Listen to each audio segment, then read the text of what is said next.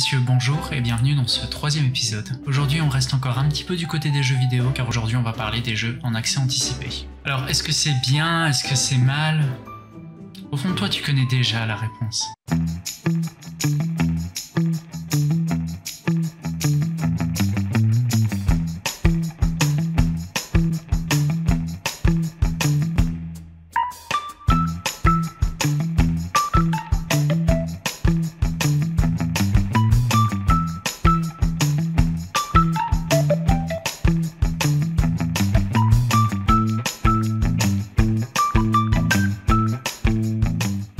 L'accès anticipé, aussi appelé Early Access par nos amis anglophones, est un modèle économique de développement de jeux vidéo permettant aux joueurs d'acheter et de jouer à un jeu avant qu'il soit fini. La création d'un jeu est, vous vous en doutez, un processus qui prend beaucoup de temps et qui ne se fait pas en une fois. Il y a par exemple des phases de test, des changements plus ou moins importants, des corrections de bugs, etc.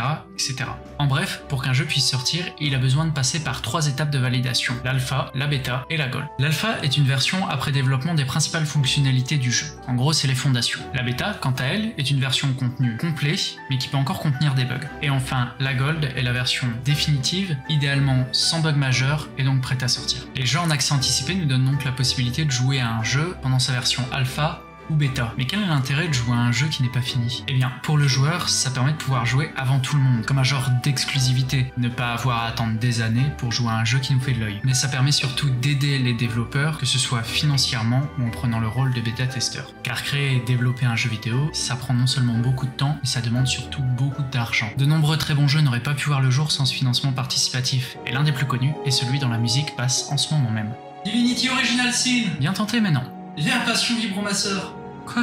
Non. Space Base DF9. Non. Ah mais oui, l'air Passion Vibromasseur.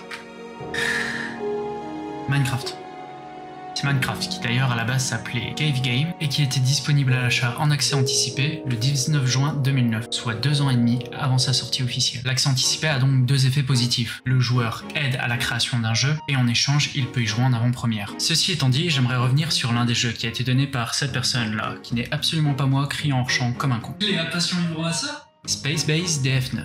Space Base DF9 est un jeu qui est paru le 27 octobre 2014. C'est un jeu de simulation et de stratégie dans l'espace et vous n'en avez jamais entendu parler car c'est un exemple typique de ce qui ne va pas dans les jeux accès anticipé. Le jeu, encore en vente aujourd'hui, n'est tout simplement pas fini. L'équipe de développement a commencé à créer un jeu, l'a commercialisé en version alpha, une version qui est, je le rappelle, pleine de bugs, et n'ont jamais fini le jeu. Des personnes ont donc payé pour un jeu qui est encore aujourd'hui injouable et qui ne le sera sûrement jamais. En fait, acheter un jeu en accès anticipé, c'est un pari. Vous pouvez avoir la possibilité de jouer en avance à un très bon jeu, mais vous avez aussi de fortes chances de vous retrouver avec quelque chose d'injouable. Car en moyenne, seuls 25% des jeux en accès anticipé sortent en version finale. Ce qui veut dire que lors de l'achat d'un jeu en accès anticipé, vous avez au final une chance sur 4 de le voir arriver à son terme. Et c'est sans compter les jeux qui sont tout simplement annulés. Vous achetez un jeu tout buggé et finalement 6 mois plus tard, il est tout simplement supprimé. À cela, on peut rajouter que le prix d'un jeu en accès anticipé est censé être moins cher que le prix d'un jeu final, et ce n'est pas toujours le cas. En fait, c'est le principe de base de l'offre et de la demande. Si le développement d'un jeu est chaotique ou si la hype disparaît le temps qu'il sorte, eh bien le prix chutera. Un peu comme un gros jeu qui va être à 60 € le jour de sa sortie et être trouvable 10 € quelques mois plus tard, faute de clients. Au final, le procédé n'est pas mauvais en soi, mais les acheteurs doivent être sûrs de ce qu'ils payent et ne pas avoir peur de ruiner leur expérience de jeu pour aider un projet à s'améliorer. Il faut garder en tête qu'un jeu en accès anticipé, ce n'est pas un jeu fini. Ce n'est pas non plus un genre à part entière, c'est un jeu en cours de création avec tous les défauts que ça peut comporter.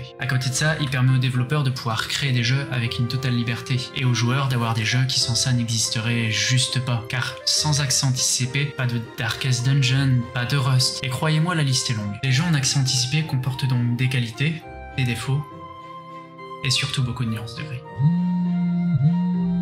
Tu joues à quoi là ?